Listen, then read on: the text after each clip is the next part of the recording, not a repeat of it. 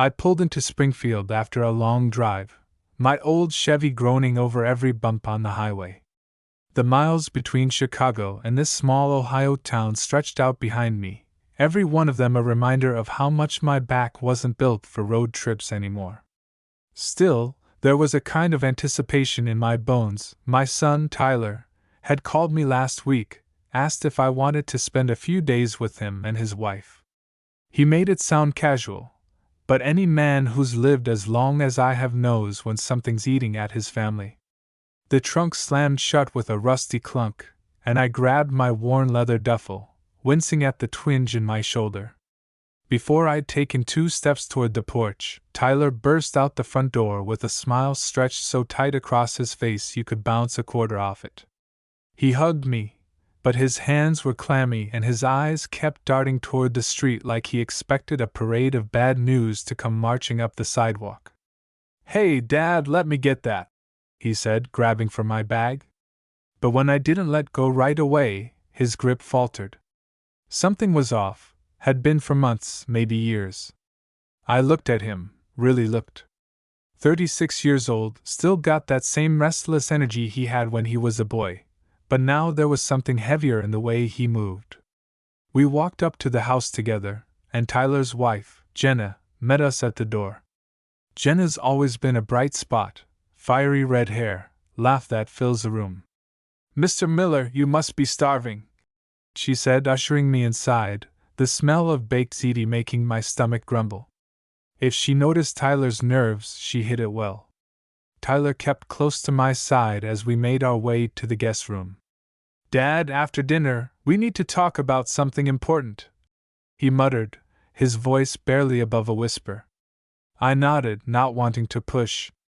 Years in the service and a lifetime running my own hardware store had taught me when to wait for answers to come out in their own time. The guest room was smaller than I remembered, but neat as a pin.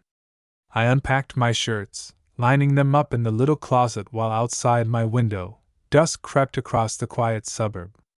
Tyler's voice drifted up from the backyard, talking on his phone. I saw him through the glass, pacing circles on the grass, his free hand knotted in his hair, the other flicking ashes from a cigarette. That was new. Tyler hated smoking, used to tease his old man for the habit back in the day. When dinner rolled around, the table was set for 3, candles flickering, plates piled high with Jenna's cooking. We chatted about everything and nothing. Her job at the community center, weather, Cubs baseball. Tyler barely touched his food. Halfway through dinner, he put down his fork and looked at me with eyes I recognized from my own reflection after the hardest years of my life. "Dad," he said, voice tight, "there's no easy way to say this. I'm in trouble. Serious trouble." Jenna's fork froze halfway to her mouth, the color draining from her cheeks. "What kind of trouble?" I asked, even though I could guess. I'd seen enough desperate men to recognize that look. "I owe a lot of money." "To the wrong people," he said, hands trembling as he stared at the tablecloth. "More than I can ever pay back. I need help, Dad. Real help." The words landed heavy as a sledgehammer. Suddenly, I wasn't hungry anymore. I looked at Tyler, my only boy, the kid I'd taught to throw a curveball, the man I'd bailed out of small jams before but never anything like this. "How much?" I asked, my voice steady. "Over $1 million. Closer to 2, if you count the interest." Tyler couldn't look me in the eye. Jenna's hand went to her mouth, her eyes filling with tears. That's when I realized this wasn't just a financial problem. This was life or death. He started talking fast, about debts, mistakes, how he thought he could handle it, how it spiraled out of control.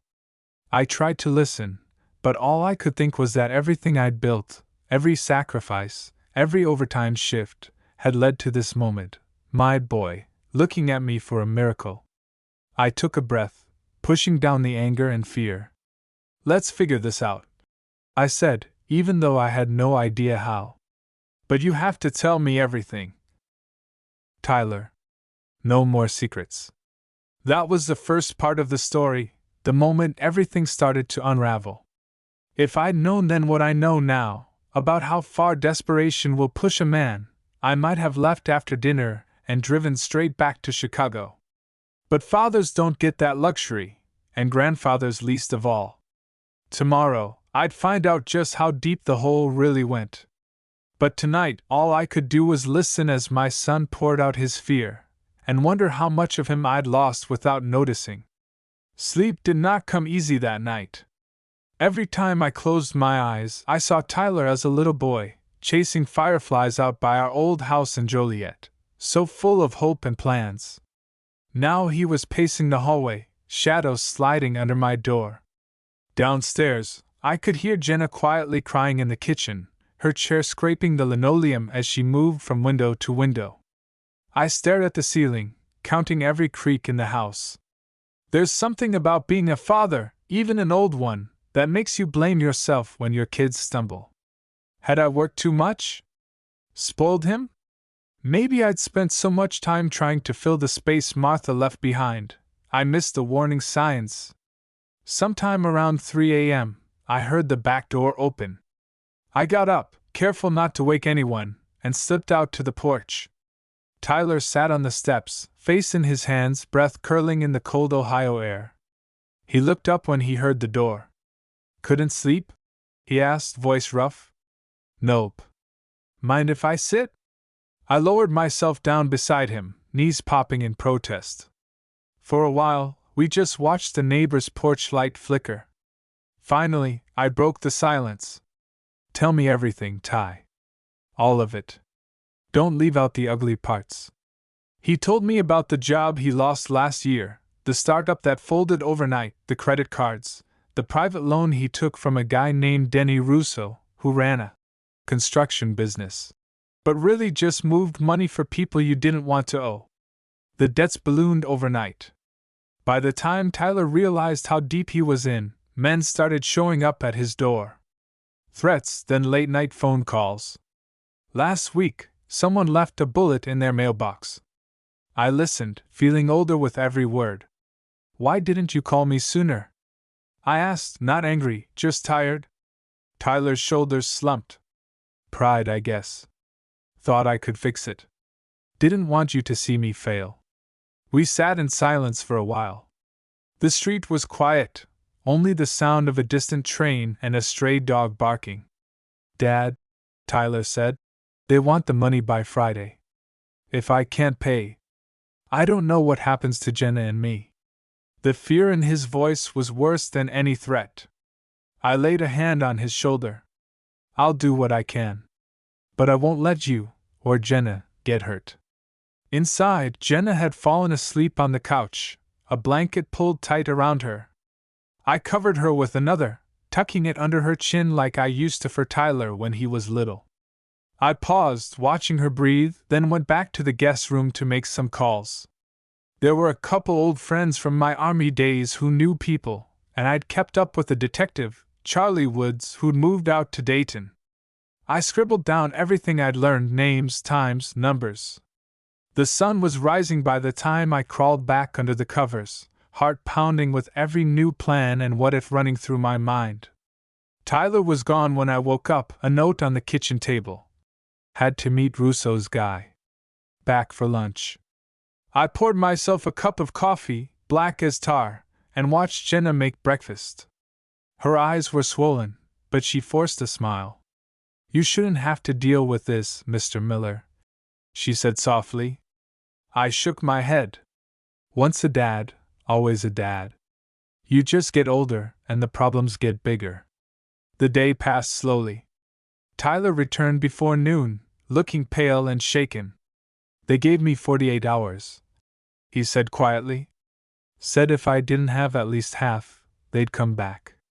For me, or for Jenna. His voice broke. I did what any father would. I called my bank, then my old business partner in Chicago, hoping to put together what I could. I figured I could mortgage the house, sell the last of my stock in the store. Retirement could wait. But in the back of my mind, something felt wrong. Why the rush? Why the threats now, after so many months? That night, After Jenna went to bed, I asked Tyler to take a drive with me. We ended up at a little bar on the edge of town, the kind of place where nobody asked questions and the jukebox only played old rock and country. The bartender was a grizzled guy named Hank, with a scar above one eyebrow and forearms like tree trunks. He poured us 2 beers and said, "Haven't seen you in a while, Miller. New faces are trouble these days." Tyler tried to smile, but Hank just looked at me. "Watch your back, old-timer," he said. "You got snakes in your garden." He slid a napkin across the bar with a number written on it. "If you need help, call this guy. Knows how to make trouble go away." Tyler grabbed my arm, knuckles white. "Dad, let's go." "No." But Hank's warning rang in my ears as we stepped into the night. Something was coming, and I had a feeling the worst was yet to come. When we stepped out into the chilly Ohio night, Tyler's grip on my arm didn't loosen until we'd made it to the car. I started the engine, headlights slicing through the early fog. Tyler stared out the window, face half lit by the passing streetlights. "What did that bartender mean?" he asked finally. "Snakes in your garden?" I didn't answer right away. I was thinking about Hank's eyes, how a man who's seen trouble knows when it's brewing close to home. I'd trusted men like him all my life, men who spoke little and watched everything. "He meant trouble," I said, voice steady. "Maybe closer than we want to admit." At home, Jenna was waiting in the front room, a book open on her lap but her eyes fixed on the clock. She looked at us, searching Tyler's face for hope and finding none. "Everything all right?" she asked. I tried to reassure her, but even my words sounded hollow. "We're working on it, honey." That night I didn't sleep. The numbers wouldn't add up in my head, debts, savings, what I could sell fast. Even if I cashed in everything, we'd still be short. And something kept nagging at me. Why was Tyler so certain there was no way out but money? Hadn't I taught him that sometimes the worst situations called for more than cash? Maybe the fix was deeper than I realized. Just before dawn, my phone buzzed. Charlie Woods, the detective from Dayton. "Miller, I heard from an old friend you might be in a bind," he said, voice gruff but kind. "You want me to run a check on this Russo character?" I rattled off what I knew. Denny Russo, shady construction, rumored to have ties to Detroit mobsters. Charlie whistled. "You don't want to owe that kind of man, not even a nickel," he said. "Stay alert. And watch your son." Watch your son. The word stung. Tyler had always been a good kid, restless, sometimes reckless, but never dishonest. But the way he'd looked at me last night, desperate and secretive, made me wonder how much he was hiding. Breakfast was quiet. Jenna pushed food around her plate. Tyler barely touched his toast. I tried to make small talk, asked about their neighbors, but the conversation fizzled. Jenna finally set her fork down and looked at both of us. "You know, my cousin lives out in Oregon," she said quietly. "She offered to let us stay if things get too bad." I shook my head. "Running won't solve this, Jen. These people, they don't forget. If you disappear, they'll just dig deeper. We have to stand our ground, together." The next day, I spent hours at the bank. The manager, an old friend named Walter, helped as much as he could, but his hands were tied. "There's only so much I can do on short notice," he apologized. "These things take time." Time was the one thing we didn't have. Tyler called me while I was in line at the post office. "Dad, they want to meet tonight. Said they'll explain my options in person. I'm scared." His voice was shaking. "I need you there." I drove to the address he gave me, a rundown diner on the edge of a half-empty shopping plaza. Inside, the booths were cracked vinyl and the fluorescent lights flickered overhead. 3 men sat in the back, all of them big, all of them quiet as I approached. Tyler sat between them, eyes wide. The man in the middle stood up and stuck out a hand. "Name's Carl Benson," he said, but I knew that wasn't his real name. His handshake was cold and quick. Your boy's in over his head. We're here to help him understand the stakes. He gestured for us to sit. His buddies flanked us on either side, blocking any hope of slipping away unnoticed. Carl leaned in close, his breath sharp with coffee. We gave your son a chance to invest in something real, he said. He made some mistakes. Now he owes us. But we're reasonable men. We give you 2 days to get us our money, or we start taking collateral. I tried to sound calm. What kind of collateral? Carl's grin was all teeth. Whatever he cares about. Car, house, wife. Even family. Beside me, Tyler shrank into his seat. I'll get it, he said quickly. I'll get it, I swear. Carl stood, dropped a business card on the table. Call that number when you have the money. Don't be late. Then he and his goons slid out of the booth, leaving behind only the scent of sweat and cheap aftershave. I watched them go, my old heart pounding. I turned to Tyler. You listen to me, son. No more secrets. If you've done something worse, if you're in deeper than you said, I need to know now. He looked at me with glassy eyes. I swear, Dad. I just wanted to help us. I thought I could flip the money, pay them back, and you'd never have to know. We sat in that booth until the waitress came to clear our untouched plates. Then I paid the bill, left a tip bigger than I could afford, and led Tyler out into the parking lot. The world looked different now, smaller and darker. On the drive home, Tyler didn't say a word. At a stoplight, I caught him looking at me with an expression I couldn't read, fear, regret, maybe even relief. I wondered if he realized, as I did, that by coming clean, he might have just saved his own life. But there was still something off in the way he moved, in the way his hands wouldn't stop shaking. I had a terrible feeling we were missing a piece of the puzzle, and that time was running out. Back home, the air was thick with tension. Jenna tried to keep busy, folding laundry and reheating coffee that nobody drank. Tyler went straight to the spare room, closed the door, and left me alone with my thoughts. I found myself staring out the kitchen window at the backyard, dandelions poking through the grass, wind rattling the empty swing set. In another life, it might have been a peaceful morning. Now every minute felt borrowed. I called Charlie Woods again, explaining what happened at the diner. Sounds like your boy's on the edge, Charlie said. Carl Benson, if that's who it really was, is bad news. Ties to the O'Malley crew from Detroit. They don't make idle threats. If they gave you 2 days, you've probably got less. Any idea how they found Tyler in the first place? I shook my head, then realized he couldn't see. No. He says it started with a friend from work. Some opportunity too good to pass up. Now he's lost track of who even owns the debt. Charlie cursed softly. I'll make a few calls, see what I can dig up. Meanwhile, don't let your guard down. These guys sometimes skip the threats and move right to action. I hung up, feeling older than my years. For all my talk of standing my ground, I'd never faced anything like this. I spent the day trying to put together enough money. I cashed out an old insurance policy, called in a few favors with friends from my shop days, and listed my pickup online.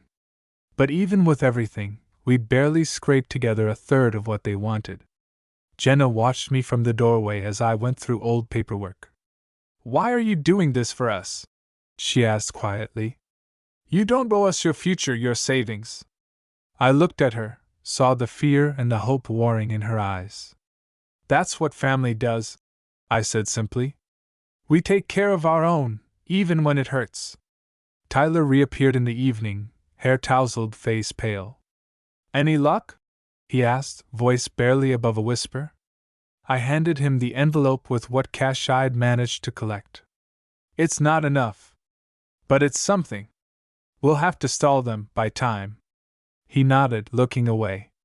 I'm sorry, Dad. I know I messed up.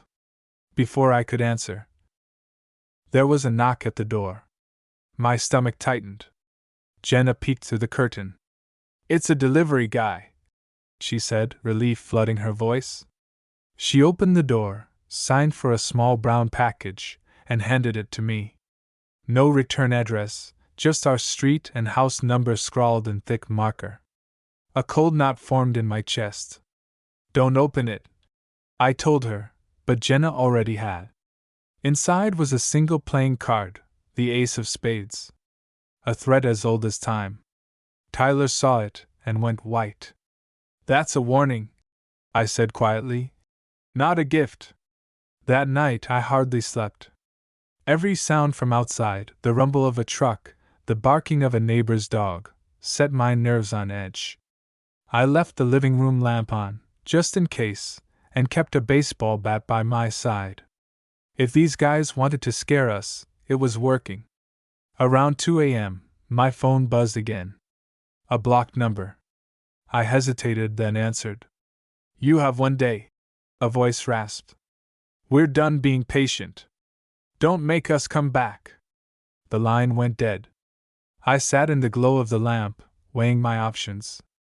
There was no way we could raise the rest in time, not without selling the house out from under Tyler and Jenna.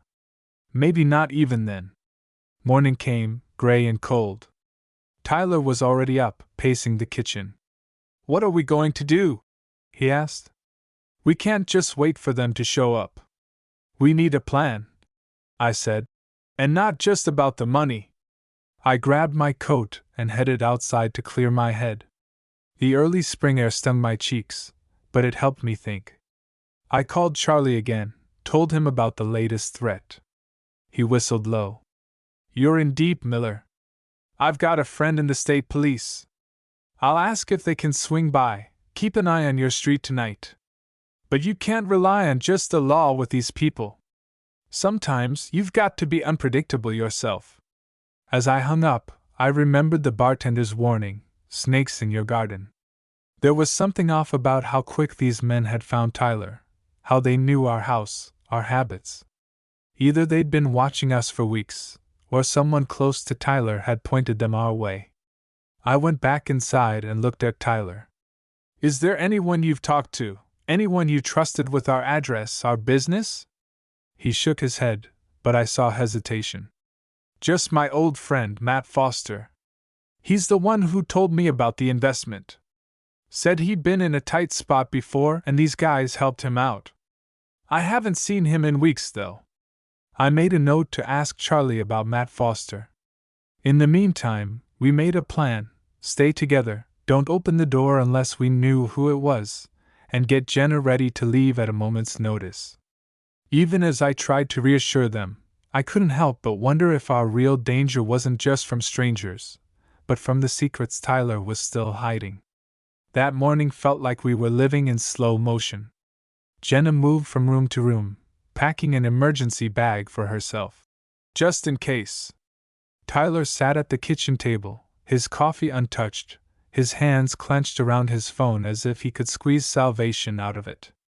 I tried to act normal, fixing a leaky faucet, tidying the garage, anything to keep my mind from spiraling. Around noon, Charlie Woods called with news. Miller, I ran your son's friend through the system. Matt Foster's not just mixed up in bad deals, he's got a record for fraud, and last year he testified against a couple of low-level guys from the O'Malley crew. He's a classic middleman, sells out anyone if it gets him clear. My heart sank. So he set up Tyler? Most likely. He probably made a quick buck handing off your son's information. If the crew is desperate, they'll take what they can get, from anyone. I thanked Charlie, anger twisting inside me. I was furious at Matt, furious at the thugs, but most of all, furious at myself for not seeing it sooner. I tried to steady myself. An old man's rage wouldn't help, but a clear head just might. I gathered Jenna and Tyler in the living room. We need to talk, I said. You both need to know exactly what's going on. I explained about Matt, about the warnings, about how close the danger really was. Jenna's eyes brimmed with tears, but she nodded bravely. What do we do? She whispered. We stay together. We stay smart. I told her. And we keep a line to the police open. Charlie's got the state troopers watching our street, but we can't count on help arriving in time. Tyler looked at me, guilt and fear in his eyes. Dad, I'm sorry. I should have told you sooner. I should have never trusted Matt. I put a hand on his shoulder. We can't go back. We can only go forward. The rest of the day passed in a haze. I managed to sell my pickup, an old blue Chevy that had seen more road trips and hardware runs than I could count, to a neighbor for cash. It wasn't nearly enough, but it was something. Tyler made more calls, reaching out to friends, old bosses, even a few distant relatives. Each conversation ended with the same hollow promise. I'll see what I can do. Late that afternoon, as rain hammered the windows, the doorbell rang. We froze. Jenna's face went pale. Tyler inched toward the door, but I stopped him. I'll handle this. I peered through the peephole, just a delivery van. I opened the door a crack. Package for Mr. Miller, the driver announced, barely looking up. He handed me a large envelope, then turned and walked briskly back to his van. Inside the envelope was a single typed note. Tick-tock. Sundown tomorrow. No signature, no return address. Just a threat, cold and direct. Jenna clutched her bag. Tyler sat down hard, burying his face in his hands. I stared at the note, the old fighter in me refusing to show fear. If they were going to make a move, it would be soon. That evening, I reached out to Hank, the bartender who'd given us the warning. Anything strange at your place? I asked. Hank grunted. A couple unfamiliar faces asked about you. I said I hadn't seen you in weeks. One guy kept fiddling with his phone, like he was recording. They left after a few drinks, but I've seen enough to know, be careful, Miller. They're getting ready. After I hung up, I tried to prepare for what was coming. I double-checked the locks, stashed the cash in 3 different spots around the house, and left a note for Jenna. Directions to a friend's cabin out near Piqua, a place nobody would think to look. Sometime after midnight, Tyler came to find me in the den. Dad, he said quietly, if anything happens, if I don't make it through this, you take care of Jenna. Please.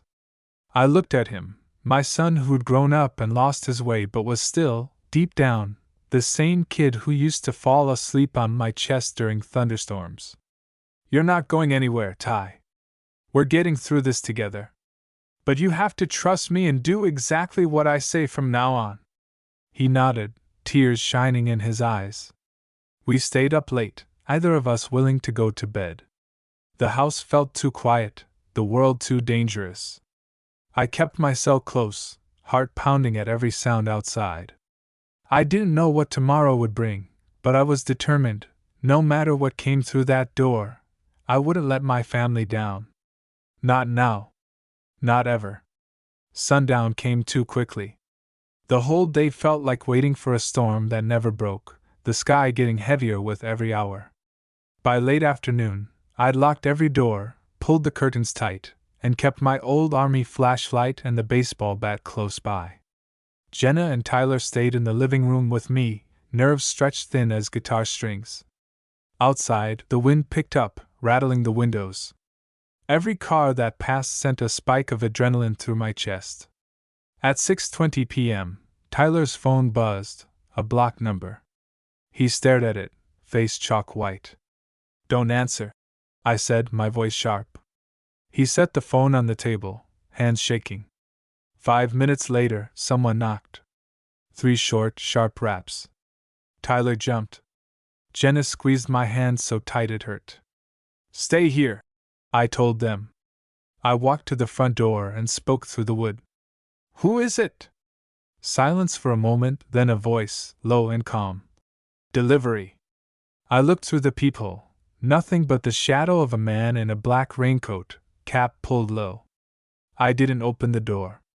Wrong house, I called back. He waited another beat, then walked away, at least, I thought he did. But when I looked again, his figure was still lingering at the curb. talking into a cell phone, eyes fixed on our porch. Inside, Jenna's breathing was shallow. Tyler paced the hallway, fists balled tight. The waiting was the worst part, like being hunted, knowing danger was close but not when it would strike. Around 7:15, Charlie Woods called. "Miller, heads up. My friend at State Police spotted a suspicious van circling your block, unmarked, no plates, looks like surveillance. Sit tight. Patrol is 15 minutes out." 15 minutes. It felt like a lifetime. The shadows grew longer, the house seemed to shrink. I kept replaying every lesson I'd learned about survival. Trust your instincts, don't panic, always have an escape plan. That's when I heard it, the crunch of footsteps outside the side window. I moved quietly, signaled Tyler and Jenna to stay low. Peeking through the edge of the curtain, I saw two men moving along the side of the house. Both wore dark hooded jackets, one carrying something that looked a lot like a crowbar. My heart hammered as I moved back to the kitchen, grabbed the bat, and dialed 911 on speaker. I whispered the situation, voice steady but urgent. The dispatcher promised help was en route. Glass shattered at the back door. Jenna gasped, stifling a scream. Tyler grabbed her, pulling her behind the couch. I took up my position by the kitchen doorway, adrenaline making my old arms feel young again. The first man stepped through the broken glass, crowbar raised. His eyes swept the room, calculating.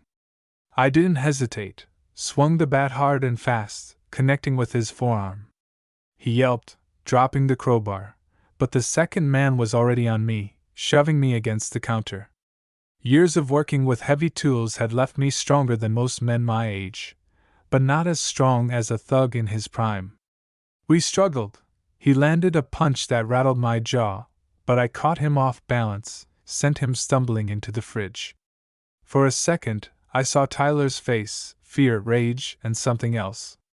He sprang up, grabbed the fallen crowbar, and swung at the man attacking me. The thug went down, groaning. The first man scrambled for the door, clutching his arm, and disappeared into the night.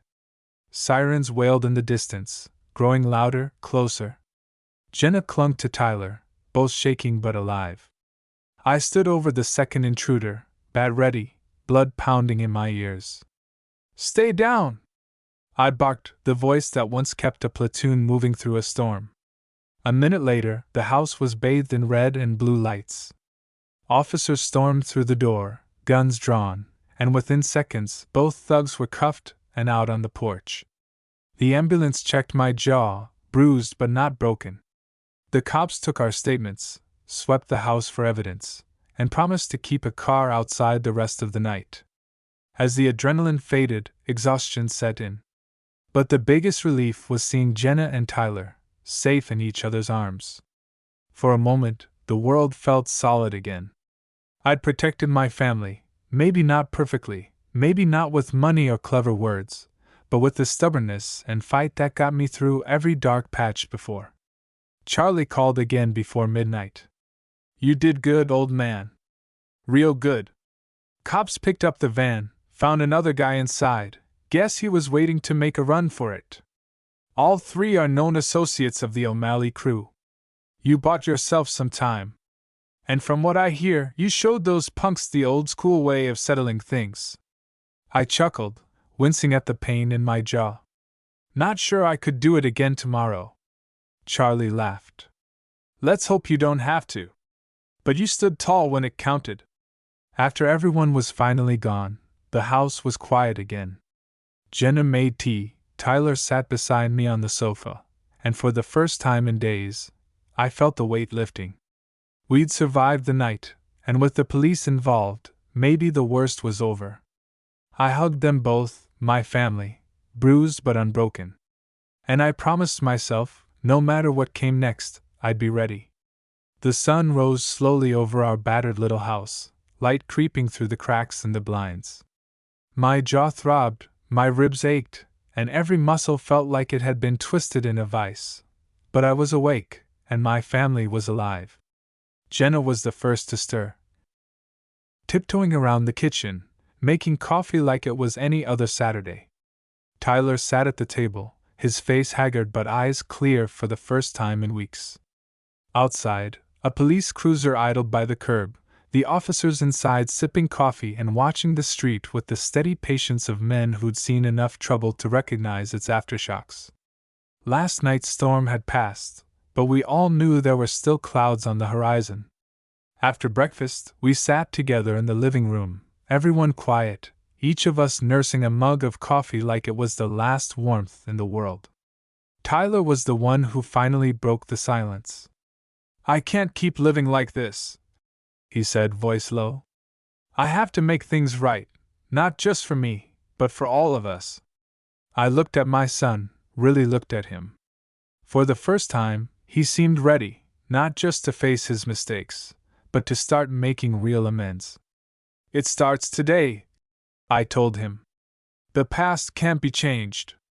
But how you move forward, that's yours to decide." Tyler nodded. He made a call to Charlie, asking for help connecting with the state attorney. He told Jenna and me he'd testify against the O'Malley crew, share everything he knew about Matt Foster, about Russo, about every name he'd heard during this mess. "It's not going to be easy," Charlie warned. "But the law's your best shot at a fresh start. And with the evidence you've given, they'll be glad to keep you and your family protected." Later, a detective came to the house. He shook my hand, listened to the whole story, and offered us a witness protection option if things got ugly again. I saw the fear in Jenna's eyes, but I also saw resolve. We'd lost enough already. Maybe a fresh start in a new place was what we needed most.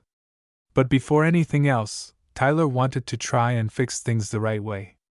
He called every person he owed money to, explained the truth, told them the police were involved. Some yelled, some threatened, but a few surprised him with understanding. Not everyone who lent him money was a criminal. Some, he realized, were just as desperate as he'd been.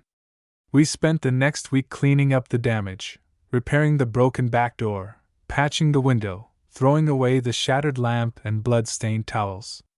Life didn't snap back to normal overnight. There were still phone calls from the police, more questions from lawyers, and long nights where Jenna jumped at every noise. But little by little, things settled. One night, as we sat on the porch watching the sun dip below the maples, Tyler turned to me.